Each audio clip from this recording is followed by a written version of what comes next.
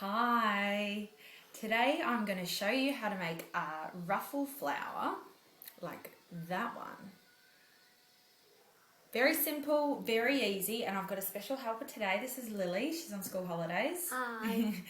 So we thought we'd both make one at the same time. I'm doing a friend's engagement cake at the end of next week, and I'm just going to use these flowers for the top of it. So I've had a few requests for a video for it, so I thought I would show you how to do it. What we need is, I'm making these out of pale pink fondant. So you need some fondant, you need your rolling pin, that's right, you can use my rolling pin. You need some circle cutters. I just use my set of circle cutters. Make sure you get your circle cutters. I've selected 3 here. I've basically didn't select 3 circle cutters in a row, if that makes sense. I made sure there's a bit of a decent size between each of the circles, and then the little one that goes in here.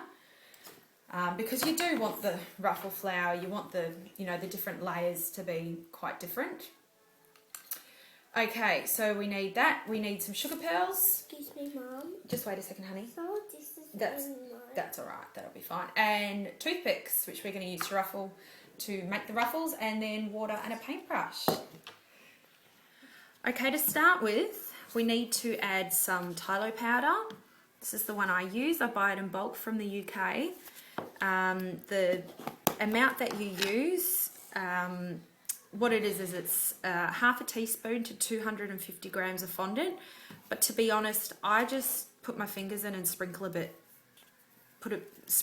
onto it, because I guess I'm a bit too lazy to measure it out. So add our Tylo, or you can use other hardening agents. This basically just means that our flowers are going to dry and harden, which is what I want, so that they hold their shape and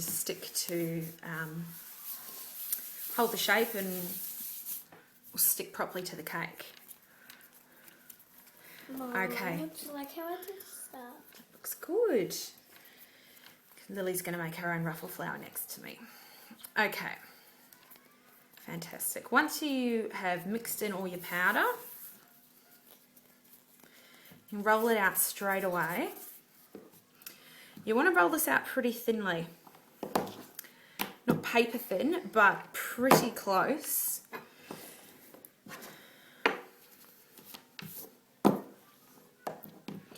And then start with your biggest cutter and cut out your circle.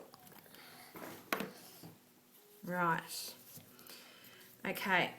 To do the ruffles, grab a toothpick and basically roll it back and forth. You're basically going to be thinning out the edges. Okay. So keep rolling it back and forth, keep lifting it up. You only have to do the edges because you're going to put 2 more circles on top. Sort of as you go, you can sort of lift it up. And you can see sort of as you thin it out and push it in together, you sort of start getting that ruffling shape.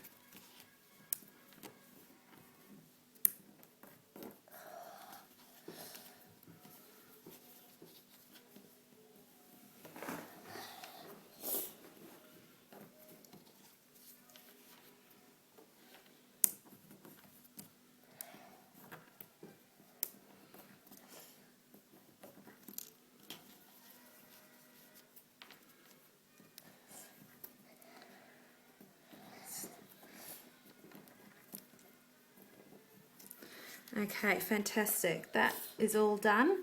Excuse the fact I got some hundreds and thousands in my fondant from the Easter cookies that I made. Okay, next step is to roll and cut your other 2 circles. I've pre-done mine, so you don't have to watch me frilling it all. Use a bit of water. Stick them on top of each other.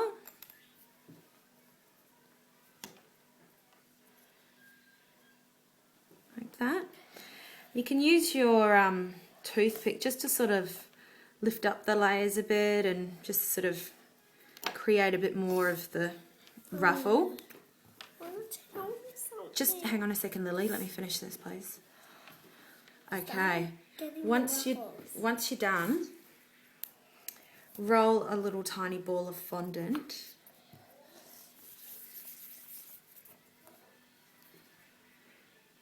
Use a bit of water. Should make it a bit smaller than that.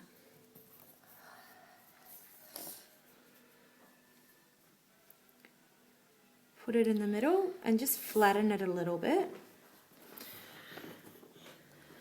And then just put a bit of water around the centre. Here you go. And then put your sugar pearls just in a nice circle around it. You can kind of push them in just so they definitely stick in there.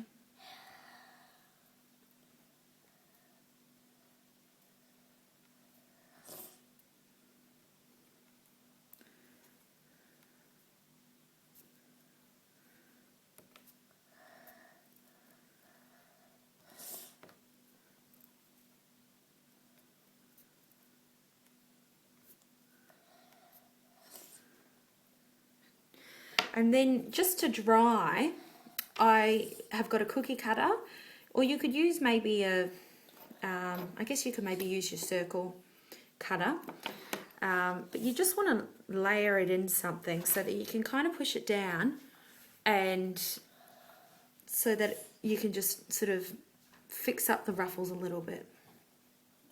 Okay, the last thing that we need to do, I've got my flour here, just sitting here to dry. The last final thing we need to do is to get our toothpick and just lightly poke a little hole.